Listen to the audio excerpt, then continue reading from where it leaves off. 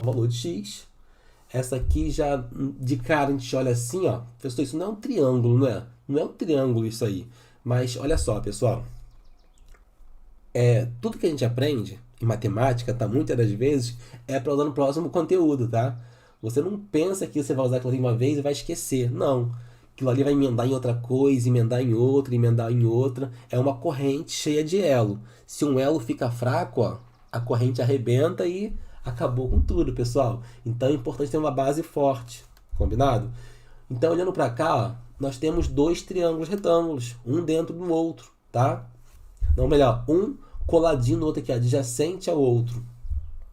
Então, eu quero calcular quanto vale x aqui em cima.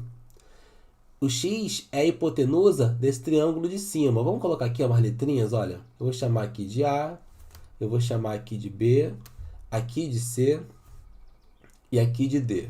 Então, se eu olho para o triângulo ABC, a hipotenusa é x. Eu quero calcular esse.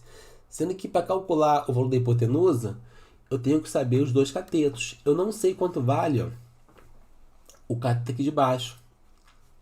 O que eu farei? Vou chamar aqui de y, tá? Só por diversão, tá, gente? Vou trocar aqui a caneta para não ficar tudo parecido, ó. Vou chamar aqui de y. Agora, se eu olhar para esse triângulo aqui de baixo, o triângulo BDC. Nesse triângulo BDC, ele também é retângulo, porque tem aqui, ó, um ângulo reto, um ângulo de 90 graus. Então, se eu tenho esse triângulo retângulo também aqui embaixo, a hipotenusa dele vale y. Então, eu tenho os dois catetos. Se para eu poder calcular a hipotenusa do triângulo de cima, eu tenho que descobrir quem é o y, então vamos descobrir por meio de o triângulo de baixo, que nós temos y ao quadrado é igual a 8 ao quadrado mais 4 ao quadrado. Por que eu fiz isso? Porque o y ele é a hipotenusa do triângulo BDC. Então, vamos aqui continuando. Y ao quadrado é igual a 8 ao quadrado. 8 vezes 8, 64. 4 ao quadrado, 4 vezes 4, 16. Professor, não sei a tabuada. Estude, rapaz, tá bom?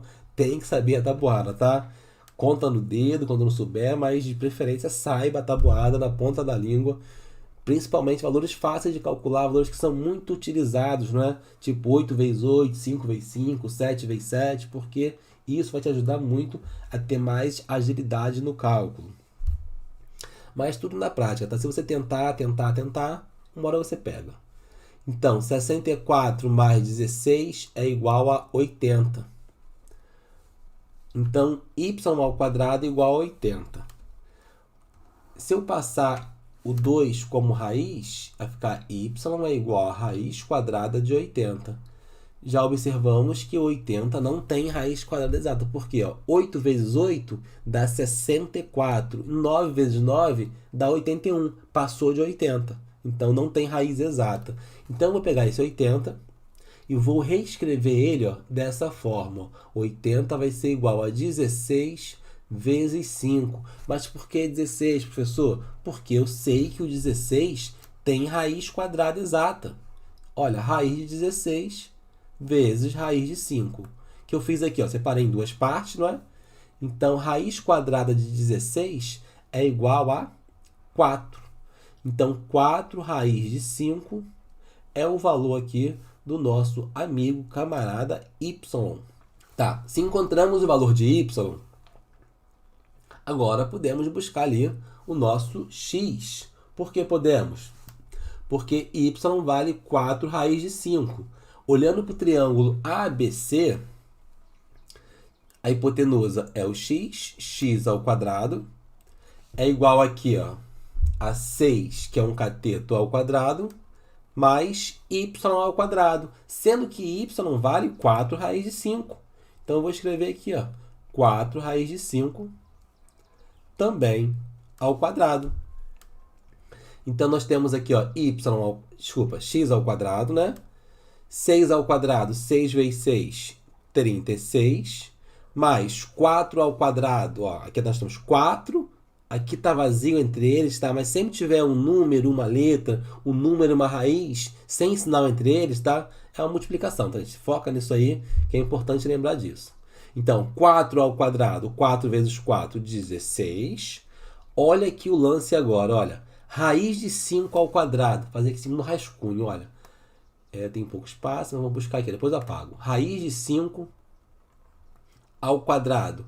É a mesma coisa que raiz 5 vezes 5, 25. E quanto é raiz de 25?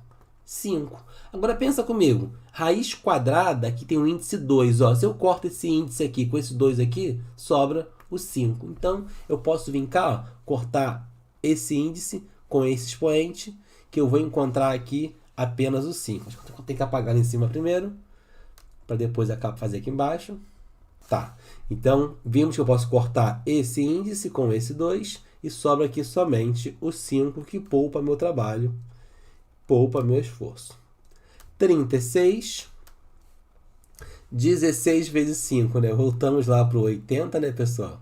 A gente pode observar, né, que se eu quisesse calcular só o valor de y, esse aqui era a resposta. Mas como o y era só uma variável auxiliar, seria mais fácil ter continuado aqui embaixo, ó, em vez de colocado 4 raiz de 5, ter colocado direto raiz de 80, tá? Mas fique à vontade, todas as formas estão corretas. Se a questão pedisse quanto vale esse y, era 4 raiz de 5.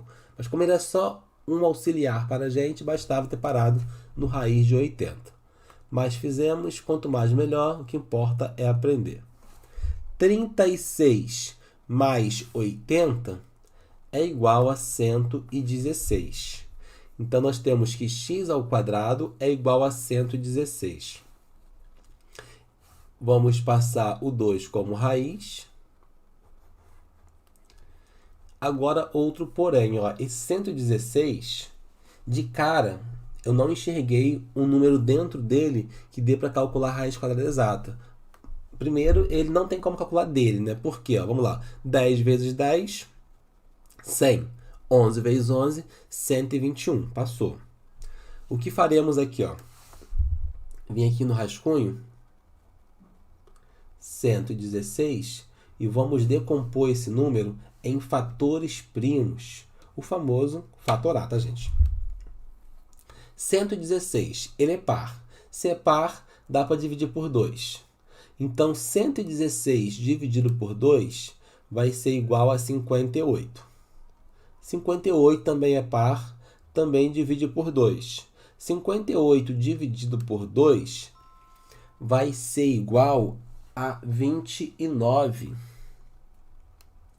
29. O 29, pessoal, é um número primo, tá? O que é o número primo? É um número que só dá para dividir por 1 e por ele mesmo. Então, o 29 só dá para dividir pelo próprio 29. Então, vai ficar aqui, deu 1, sobrou 2 ao quadrado, que é o 4, né? Vezes 29. Então, é isso, ó. Vamos escrever aqui, ó, o 116 como 2 ao quadrado, que é 4, como preferir. Vou botar aqui, ó, 4 vezes 29. Então, x é igual a raiz quadrada de 4 vezes a raiz quadrada de 29. Raiz quadrada de 4 é 2. De 29, a gente repete raiz de 29. Questãozinha pronta, pessoal. Mais uma aí resolvida.